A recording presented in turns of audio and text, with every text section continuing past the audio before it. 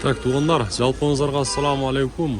Жалпы биздин YouTube көрүүчүлөр, так маалымат каналыбыздын катталуучулары, алыста иштеп жүргөн жалпы биздин мекендештер баарыңыздарга Ноокаттан салам айтамын. Бүгүн Ноокатта мына ушундай жамгыр, мына ушул жамгырдагы валюта курс бааларын мен сиздерге адаттагыдай тааныштырайын. Бүгүн 2024 жылдын 23 октябрь күнү, аптанын бүгүн 3-күнү, шаршемби күнүндөгү 12-ден 47 мүнөт өттү.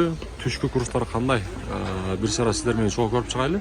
Азия банкта рубльдин абалы 0,888 тыйын, сатып алуусу доллар 85 сом 50 тыйын, евро болсо 91 сом 70 тыйын болуп турган кези. Так, коммерциялык Кыргызстан банкта рубль 0,885 тыйын болуп турат, доллар болсо 85 сом 35 тыйын, евро 91 сом 90 тыйын болуп турат. Узакта Доскарада банкта болсо рубль 0,888 тыйын, евро болсо 91,50, доллар болсо 85 сом 50 тыйын болуп турат. Алыстан валютчиктерди көрсөтүп коюн, акча алмаштыруучу жер. Рубль 0,888 тыйын, узакта дагы доллар 85 сом 40 тыйын болуп турган кези. Бүгүнкү Ноокаттагы валюта курс баалары мына ушундай болду. Каналга катталып, сөзсүз түрдө лайктан басыңыздар.